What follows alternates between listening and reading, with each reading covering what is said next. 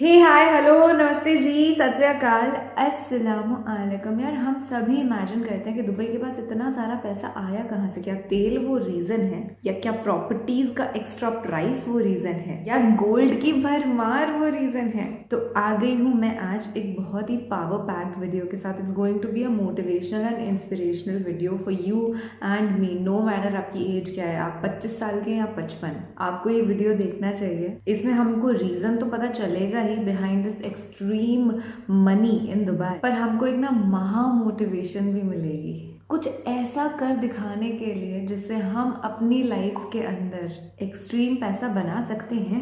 जी हाँ, आपने बिल्कुल सही सुना है। क्योंकि यार मैंने ये चीज़ नोटिस करी कि मुझे सोशल सर्विस में ही आगे जाना है, पर अगर मुझे वो करनी है तो उसके लिए मुझे एक इंफ्रास्ट्रक्चर चाहिए। एटलीस्ट एक बहुत बड़ा सारा घर चाहिए जहाँ पर वो बच्चे जो ज़रूरतमंद हैं या अनाथ हैं, जिनके माता पिता नहीं है, उनको एक अच्छी परवरिश प्रोवाइड की जा सके। और इंफ्रास्ट्रक्चर नहीं तो भी एम्प्लॉयमेंट अगर किसी को आपको देना है, उसके लिए यू नीड मनी। तो बाबू पैसा तो चाहिए, और आज हम सीखते हैं कैसे दुबई के जो राजा लोग, शेख, क्राउन प्रिंस इतने मोटिवेटेड रहते हैं टू अर्न मनी।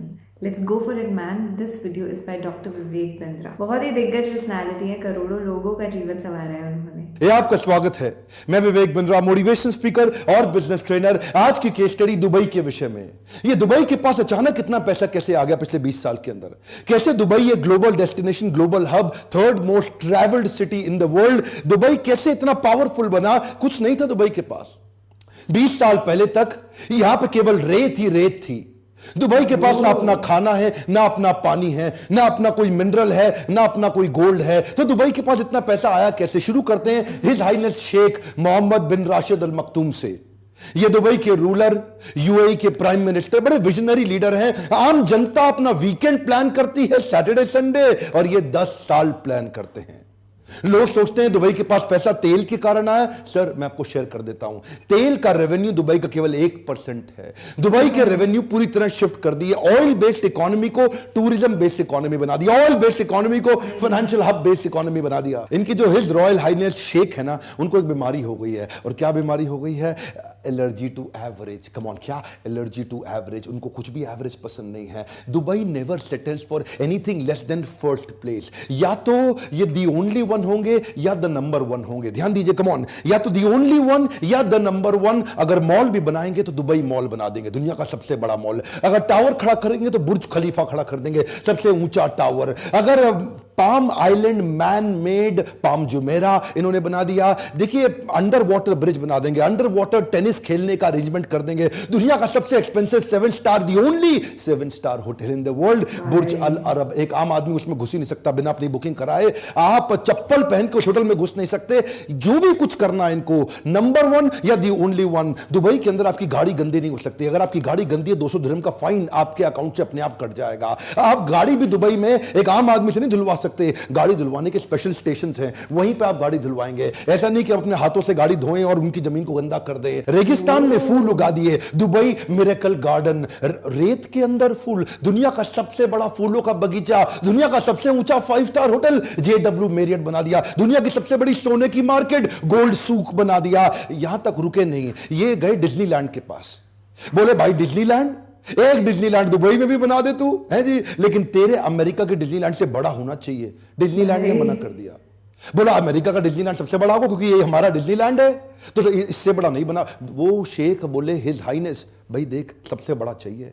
जब डिज्नीलैंड दोबारा मना कर दिया, ये बोला चिंता मत कर, मैं बना रहा हूं दुबई लैंड। ये डिज्नीलैंड से 2.5 गुना बड़ा दुबई लैंड, जिसमें हर रोज 2 लाख लोग आएंगे। इतना ये जो है ना, रुकते नहीं हैं। हिज हाइनेस शेख ये खुद अपने आप में इतने विनम्र हैं, आम आदमी से जुड़े हुए महसूस करते हैं। एक से बढ़कर एक इनोवेशन लेड इनिशिएटिव लिए चले जा रहे हैं। क्या कह रहे हैं? 25% बिल्डिंग 3D प्रिंटिंग से बनेंगी दुबई में 2030 तक। 3D प्रिंटिंग समझते हैं? ऑलरेडी 40 माले की बिल्डिंग दुबई के अंदर 3D प्रिंटिंग से बन चुकी है। कम ऑन, दोबारा सुनिए, 3D प्रिंटिंग, प्रिंट आउट निकाल के बिल्डिंग खड़ी कर दी। कोई ब्रिक एंड मोर्टर को इतना इजी, इतना कन्वीनियंट कर दिया। समझ में नहीं आया? मैंने 3D प्रिंटिंग पे ऑलरेडी एक वीडियो दिया हुआ इससे पहले। आप एक बात समझे, ये रुकने वाले नहीं है। Dubai road and transport authority ने अनाउंस कर दिया है कि अब हम एक पैसेंजर ड्रोन बनाने वाले हैं। क्या? हाँ, पैसेंजर ड्रोन क्या होता है? ये एक आम आदमी जिसका वजन 100 किलो के आसपास हो, उसको 150 किलोमीटर प्रति घंटे की रफ्तार से 50 किलोमीटर की फ्लाइट, एक पैसेंजर ड्रोन, यानी कि ड्रोन में आप बैठो, आदमी को बिठा के ड्रोन लेके जाएगा 150 किलोमीटर प्रति घंटे की स्पीड से। ऑलरेडी तैयारियां हो गई हैं, टेस्ट हो चुके हैं। His royal highness Sheikh Mohammed bin Rashid Al Maktoum, इनका मानना है कि ordinary people they save money to party, but extraordinary people they save money to build great empires. इन्होंने दुबई 10x लॉन्च कर दिया। ये दुबई 10x क्या है?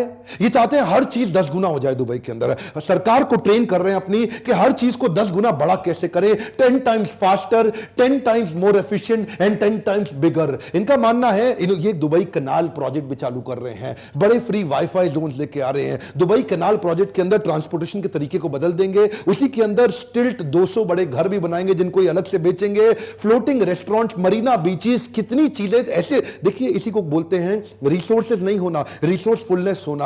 अबू धाबी क्यों ग्रो किया? उसके पास तेल है, मैं मान सकता हूं इसीलिए ग्रो कर गया, तेल बेच करके, क्योंकि उसको अपना कुछ नहीं करना पड़ा, अपनी जमीन से तेल निकाला बेच दिया। बाकी गल्फ कंट्रीज भी ऐसा कर रही हैं, तेल निकाल के बेच रही हैं। दुबई के पास कुछ भी नहीं था। ईज ऑफ कम्युनिकेशन को ये भली बात ही समझते हैं, क्योंकि विजनरी लीडरशिप है, दूर तक की सोचते हैं, तो इसीलिए world most connected smart city बना दिया। एक दुबई में हाइपर लूप भी बना रहे हैं कम्युनिकेशन और ट्रैवल के तरीके को। ये क्या है? ये वैक्यूम ट्यूब होती है जिसमें आप अबू धाबी से दुबई तक 10,000 पैसेंजर 12 मिनट में ट्रैवल कर पाएंगे। दोबारा सुनिएगा, 10,000 पैसेंजर एक ही बारी में 12 मिनट में ट्रैवल कर जाएंगे। क्योंकि दूर तक की सोचते हैं ना, तो इसलिए गाड़ियां भी ड्राइवरलेस कर रहे हैं। इनका कमिटमेंट है 2025 तक 25% गाड़ियां पूरी तरह ड्राइवरलेस हो जाएंगी। ये 30-30 पैसेंजर की गाड़ी बना रहे हैं कि 30 पैसेंजर आए, मोबाइल से, एप्लीकेशन से डाउनलोड कर लें और उसी एप्लीकेशन पे क्लिक करें, ड्राइवरलेस गाड़ी इनके पास पहुंचेगी, उसमें 30 पैसेंजर होंगे, इनकी भी सीट होगी, ये भी जाएंगे और डेस्टिनेशन भी डाल दें, स्टार्ट पॉइंट, एंड पॉइंट, और गाड़ी इनको वहां जाके छोड़ दे। कोई ड्राइवर की जरूरत नहीं।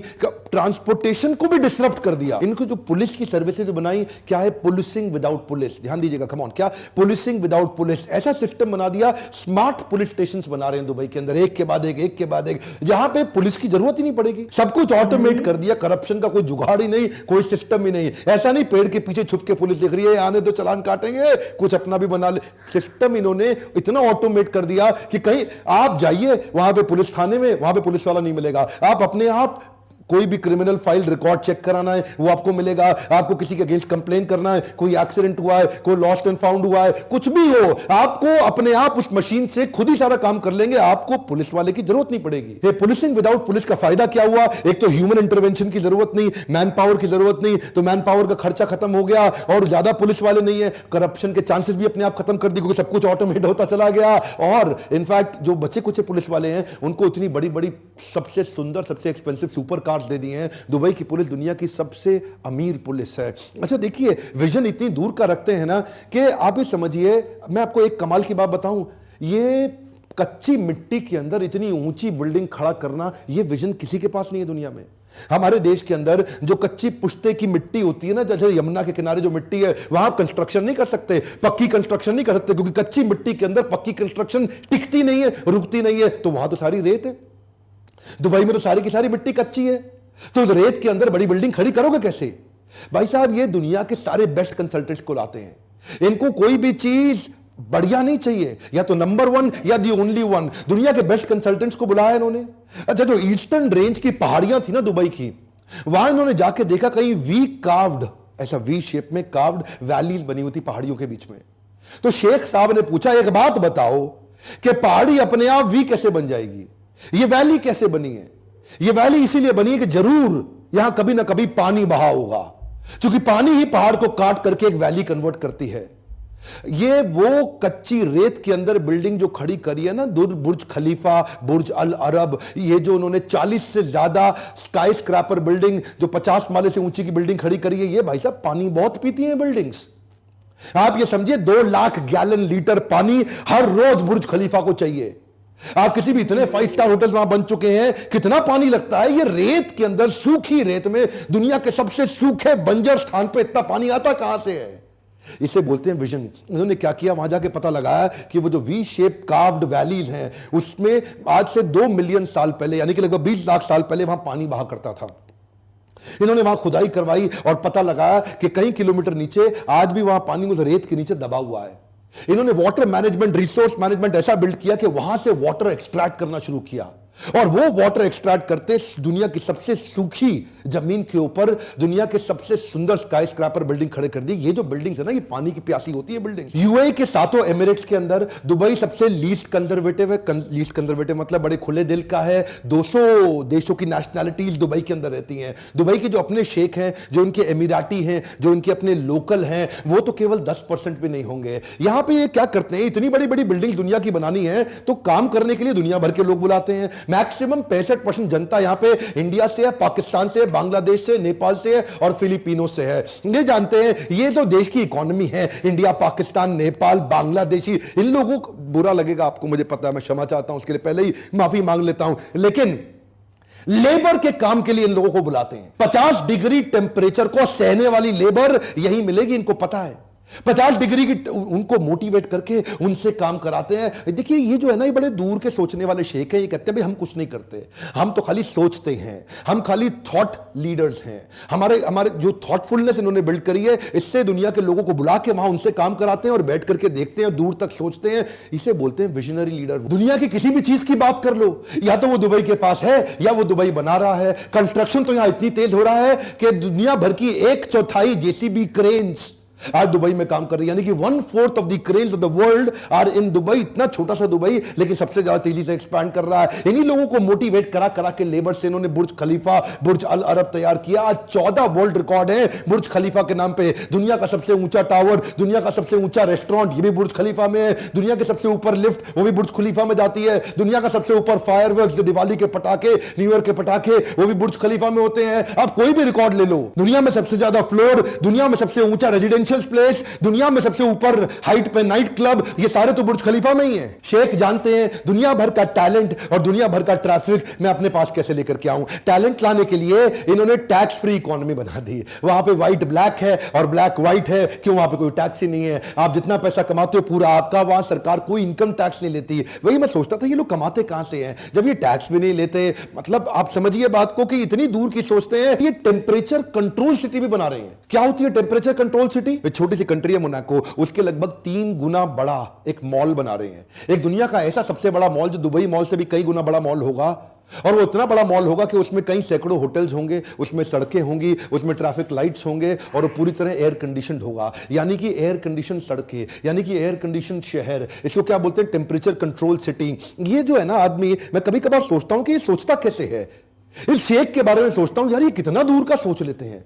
ये मतलब ये बस सोच लेते हैं और उसके बाद कर भी देते हैं उसको।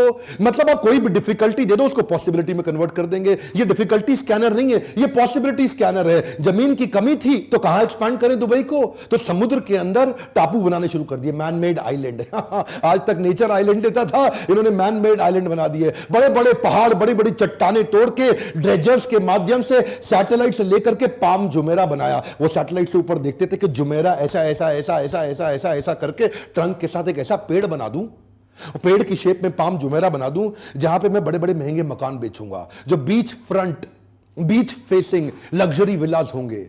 अब देखिए एक बात समझिए, किसी को टापू बनाना है तो वो गोल टापू बना के काम खत्म कर देगा। भाई गोल टापू बन गया मेरा। इन्होंने क्या टापू को गोल नहीं बनाया, मेरी बात जरा ध्यान से सुनिएगा। इन्होंने सोचा गोल टापू बनाऊंगा तो कोने कोने पे बीच फ्रंट मकान बड़े लिमिटेड बनेंगे यार, तो कुछ ऐसा करें कि इतनी सी जमीन के अंदर ज्यादा मकान मैं कैसे बेचूं। एक मकान ये बेचते 350 करोड़ रुपए का रेवेन्यू। देखिए कैसे निकालते हैं। हाँ, पैसा कमाने के तरीके देखिए। जब जेब में कुछ नहीं होना, जब कमी हो रही है और देख रहे हैं बाकी सारी जीसीसी कंट्री तेल बेच के नोट छाप रही हैं, मैं कैसे छापूं? तो इन्होंने क्या किया, उसमें ऐसा ऐसा ऐसा ऐसा ऐसा लीव बना दी जिसमें हर कोने पे लीव की पाम जुमेरा। हाँ, हर कोने पे इस तरफ फेसिंग, फिर इस तरफ फेसिंग, फिर इस तरफ फेसिंग, फिर इस तरफ फेसिंग, इस तरफ फेसिंग, इस तरफ फेसिंग। एक गोल बनाते तो थोड़े मकान बनते। अब इन्होंने पाम बना दिया तो मकानों की क्वांटिटी 5 गुना बढ़ गई। अच्छा, क्या है ना, commitment to trade is there bigger reason to success. बात समझिए, कमिटमेंट टू ट्रेड। ये ट्रेड को बिल्ड करने में इतने कमिटेड हैं। Dubai was not found on oil, it was found on trade. ये तेल के कारण नहीं चला। देखिए ये स्पेशल इकोनॉमिक जोन बना दिए, फ्री बिजनेस जोन बना दिए, ये जो टैक्स फ्री इकोनॉमी बनाई ना इन्होंने, ईज कर दिया बिजनेस को यहां पे कन्वर्ट कर।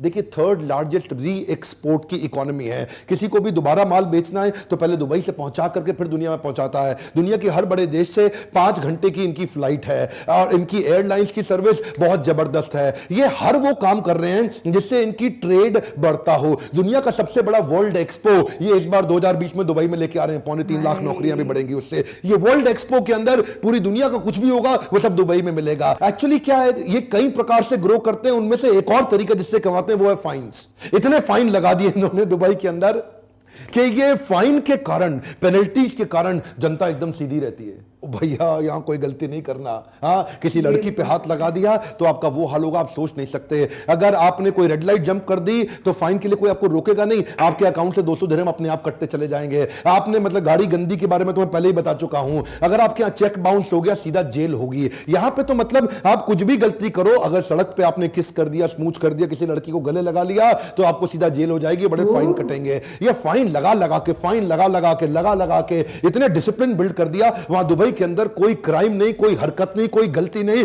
Oh my God, these Dubai sheikhs are very extremely intelligent. एक लीडरशिप क्वालिटी इन लोग के अंदर कुछ ज्यादा ही है। जब ये इंडिया, पाकिस्तान, नेपाल, बांग्लादेश के लोगों को देखते हैं ना तो ये वर्कर्स की नज़र से ही देखते हैं कि यहाँ पे आएगा और इसे काम पर लगा देंगे हम, क्योंकि सोच उनकी उतनी बड़ी है। वो खुद काम नहीं करना चाहते, वो बस अपने दिमाग से वो थॉट्स प्रोड्यूस करना चाहते हैं और करते हैं, बाकायदा करके दिखाते हैं यार। तभी तो they are on the top of the world right now. बस एक चीज जो मुझे लिटरली डिस्ट्रक्टिव ही लगती है वो ये man made island. It's like nature जो अपने को दिया गया है उसको आप डिस्ट्रैक्ट कर रहे हो। आपने सुना ही होगा कि वो जो कोस्टल लाइन है दुबई की, वहाँ पे इरोजन हो रहा है बहुत नेक्स्ट लेवल तरीके से। आर्टिफिशियल वॉल्स बनानी पड़ रही है कि मिट्टी उधर से इरोड ना हो। अदरवाइज गोल्ड वोल्ड का सबसे तगड़ा मार्केट है, इतनी गाड़ी घोड़ियाँ, प्लस ये जो रूल्स एंड रेगुलेशंस बना दिए हैं ये तो बेस्ट है यार। क्योंकि यहाँ पे क्या होता है कि लड़की को छेड़ने से पहले एक इंसान सोचता नहीं है, छेड़ देता है, क्योंकि पता है ना उसके अगेंस्ट कोई एक्शन नहीं लिया जाएगा।